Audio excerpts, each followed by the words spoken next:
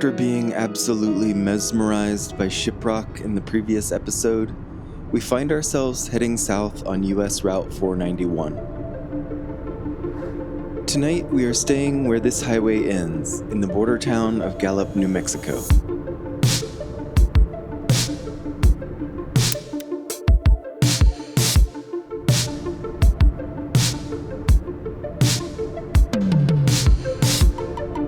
The post offices of each small community along this highway seem to all hide inside or next to gas stations, remnants of the old trading posts.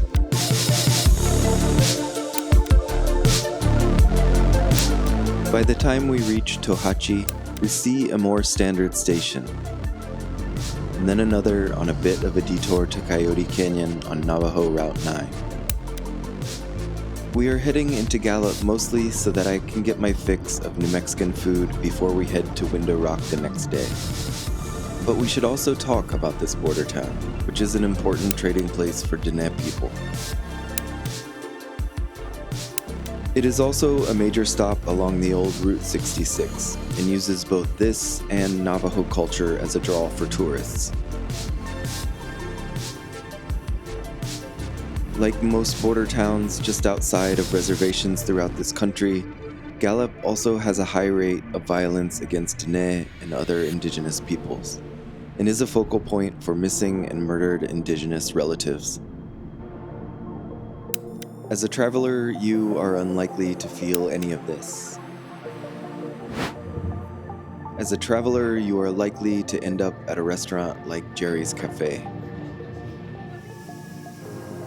The place seems beloved by every type of local and is frequented by those traveling the Mother Road, which turns 100 this year and is seeing a lot of travel by those who can still afford gas.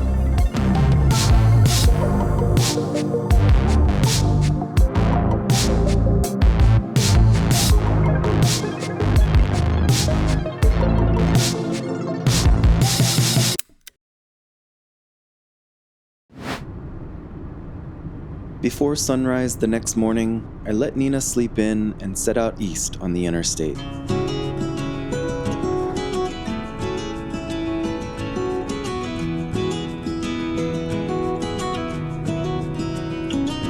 I have 6 post offices to visit, which will complete this area and link up with the places we went in 2024 on our way back from Wyoming, Montana, and the Dakotas. Heard you want to leave this place where we grew up.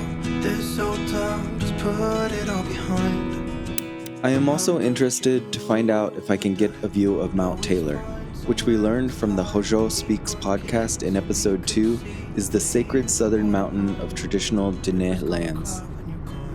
This turquoise mountain starts to show up far in the distance as I approach Pruitt, and along with some closer peaks, helps frame the sunrise a little further towards blue water. I'll be here, hanging on, waiting for your call. Seems like time as a wave passing by, leave a mark. On the way back to Gallup, there are 3 more stations to photograph before picking up Nina and heading to Window Rock. Gone. River's gonna cry when you're gone. River's gonna cry when you're gone. There is an interesting point on Google Maps down in Lupton, and a post office in their chapter house. So instead of taking the direct route into Window Rock, we set off west on the interstate towards the Arizona border. Just off the highway, a small abandoned building has a sign calling it the Little Post Office Sanctuary. Was this an old post office converted into a small church, or maybe just someone's creativity at play? No further clues seem to be around.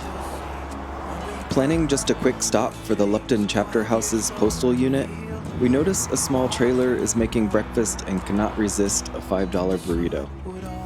Hash browns, thin sliced Spam, and a fried egg on top of a thick and fluffy Navajo tortilla. The river's gonna cry when you're gone. River's gonna cry when you're gone. River's gonna cry when Our alternative route this morning brings us into Window Rock from the south on Indian Route 12. We will be continuing on this 2-lane highway north later in the day, but first we arrive in the capital city via Arizona State Route 264.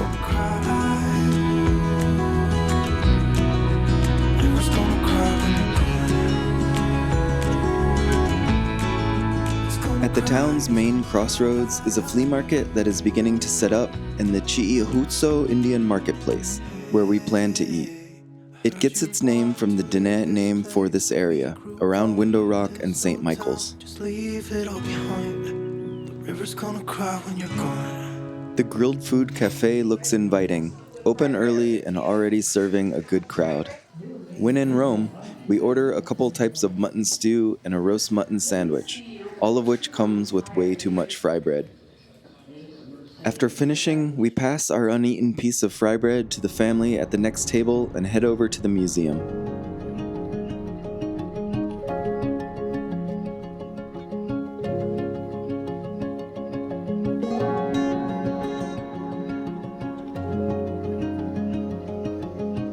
The museum is free for guests, but obviously make sure to leave a donation. By the time you leave, you will feel this is necessary, because the experience is one of the best out there.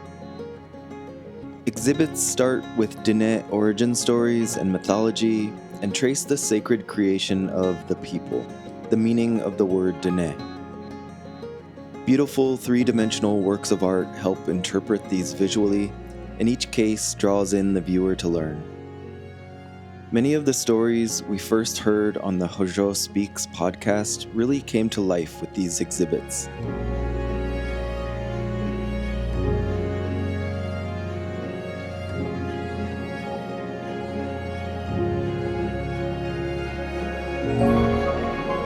The museum then shifts to the dark history of colonialism and contact with settlers, shifting into the broken treaties, forced relocation, and other violence forced upon the people.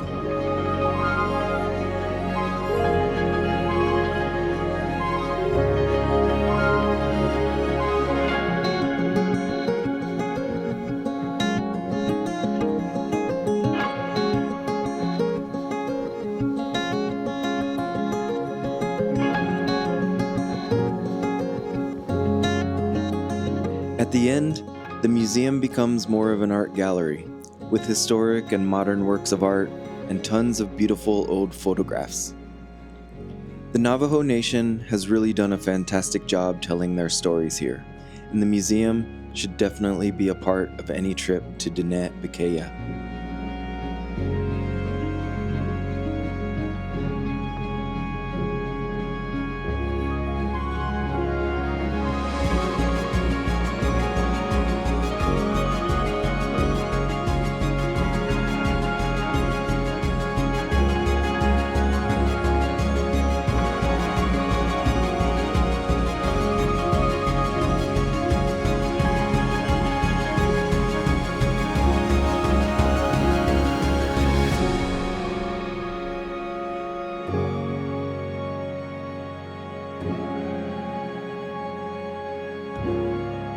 After the museum, it is a quick drive over to the geological feature that gives this capital city its name of Window Rock. Navajo Nation is the largest indigenous tribe on Turtle Island, in both physical size and number of enrolled members, so this capital city is an important place with many functions. Many of the government buildings that serve the entire nation are tucked in here close to the Window Rock Navajo Tribal Park. Out of the blue, you're in it too, you're in it too. Diné couples bring their families here. Workers from the government facilities take their break. The peaceful park is full of life. A woman makes and sells her pottery. Of course, we end up taking 2 of her beautiful pieces home. The sacred sandstone rock and the namesake window loom dramatically over the park. It has always been an important place for Diné people, and for most of history, they called it the center of the world in their language. How do I touch you? How do I reach you? Tell me stories, naughty lines I believe.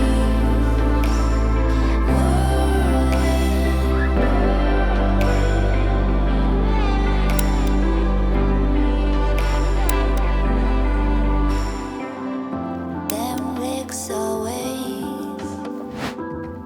That skinny waist, I can't think straight. After stopping into the post offices of Window Rock and nearby Fort Defiance, we head north again on Indian Route 12 and marvel at more of the red sandstone of the area. This highway skirts back and forth between Arizona and New Mexico a few times, but in Navajo Nation, this border is not important.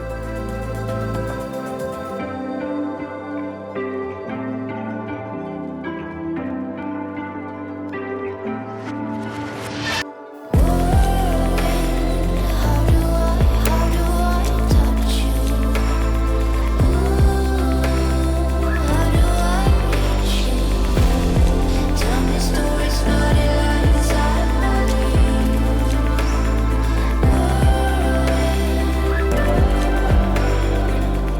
Landscape changes and the appearance of pine tree forests signify that we have climbed quite a bit of elevation as we continue north towards Lukachukai. Diné Bikéyah has so many different landscapes as you travel through it.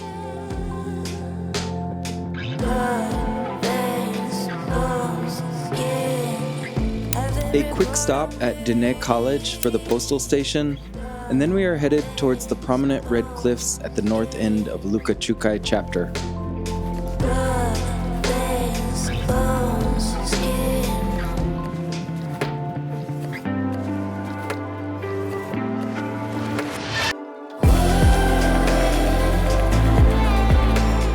In town, the Totso Trading Post is our final stop of this episode. Inside the busy store is the community's post office, which even has a vintage drop box.